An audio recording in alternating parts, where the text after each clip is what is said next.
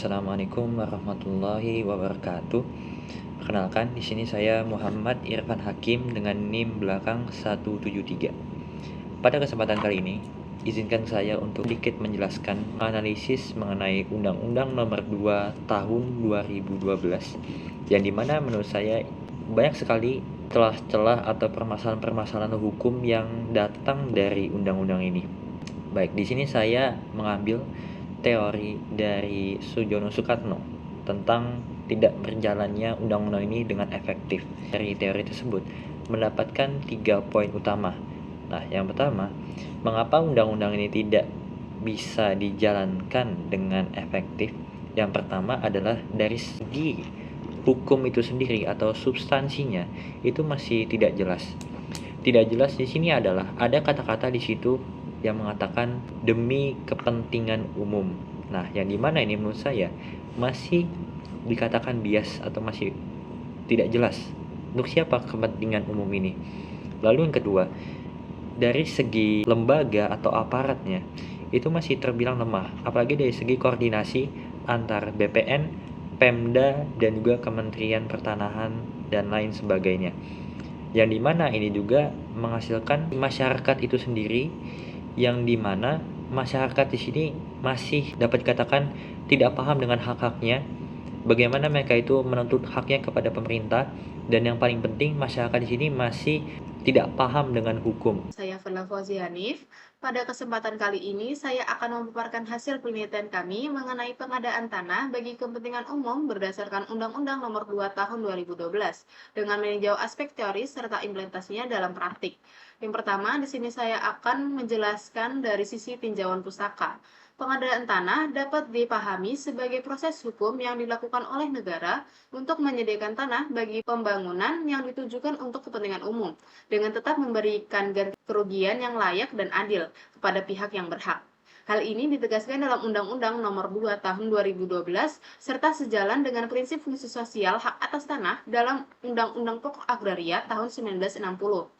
Pengadaan tanah bukanlah tindakan sepihak, melainkan proses yang harus menjunjung tinggi keadilan, kemanusiaan, kepastian hukum, keterbukaan, dan kemanfaatan, serta kesepakatan.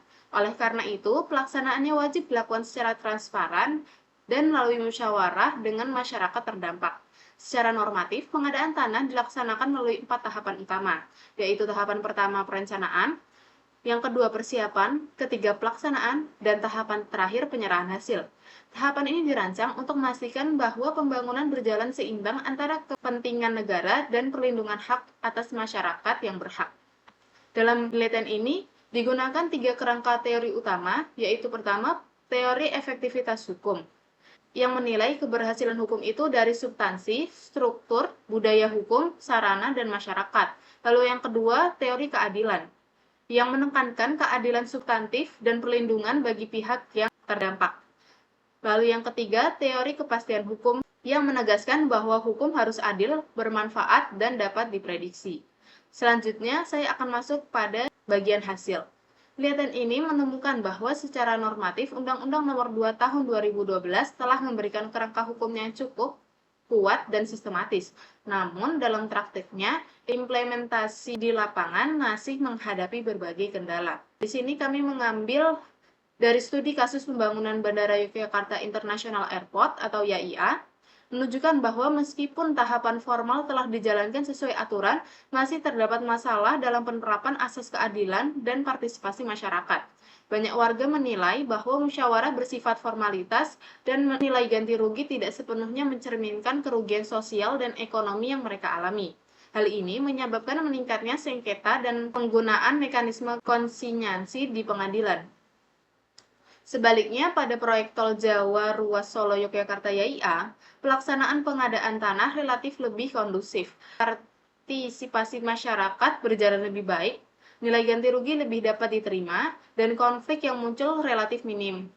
Perbedaan ini menunjukkan bahwa keberhasilan pengadaan tanah tidak hanya ditentukan oleh keputusan prosedural, tetapi juga oleh kualitas komunikasi dan transparansi pemerintah. Data nasional juga menunjukkan bahwa sepanjang tahun 2024, terdapat ribuan kasus pertanahan dengan sebagian besar berkaitan dengan sengketa dan konflik pengadaan tanah. Hal ini ditegaskan bahwa masalah pengadaan tanah masih menjadi tantangan serius, terutama terkait keadilan kompensasi, tumpang tindih regulasi, lemahnya koordinasi antar lembaga, serta tekanan politik dan ekonomi dalam proyek strategis nasional. Dapat disimpulkan bahwa keberhasilan pengadaan tanah tidak cukup hanya berlandaskan aturan hukum, tetapi juga memerlukan penerapan asas keadilan substantif, kepastian hukum, serta partisipasi masyarakat yang bermakna mengenai koordinasi kelembagaan, transparansi musyawarah, dan perlindungan hak masyarakat menjadi kunci utama agar pengadaan tanah benar-benar berorientasi pada kepentingan umum dan keadilan sosial. Lalu yang selanjutnya saya akan membahas mengenai apa sih seharusnya yang undang-undang ini miliki supaya dia itu bisa dapat dijalankan dengan efektif.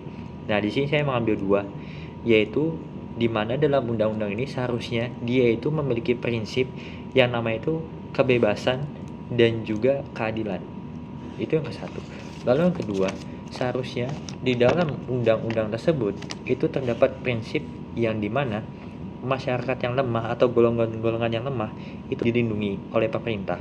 Tidak hanya melindungi pihak-pihak yang memang sudah kuat, terlebih dari segi finansial dan juga sosialnya, tetapi masyarakat kecil seperti petani-petani itulah yang seharusnya kita lindungi. Jadi bisa kita ambil kesimpulan bahwasannya Undang-Undang Nomor 2 Tahun 2012 itu sudah dikatakan baik. Tapi dalam tanda kutip baik di sini adalah dari segi tulisannya dan dalam segi penerapan dan juga realitas sosial dalam masyarakat itu masih ditemui banyak sekali kendala-kendala dan juga masalah. Nah, jadi bisa kita ambil kesimpulan terdapat 3 faktor utama tadi yang membuat undang-undang ini tidak bisa dijalankan dengan efektif, yaitu satu, konsepnya itu ada kepentingan umum yang masih bias, lalu yang kedua, struktur aparatnya itu masih lemah terlebih dalam pengawasan di lapangan, dan yang ketiga ini malah menghasilkan ketidakadilan untuk masyarakat. Jadi disinilah yang mesti kita kritisi, apakah Undang-Undang Nomor 2 Tahun 2012 ini masih layak untuk dijalankan atau undang-undang ini seharusnya memang sudah dihapus agar nantinya tidak menghasilkan masalah lebih lanjut di masyarakat. Terima kasih atas perhatiannya. Wassalamualaikum warahmatullahi wabarakatuh.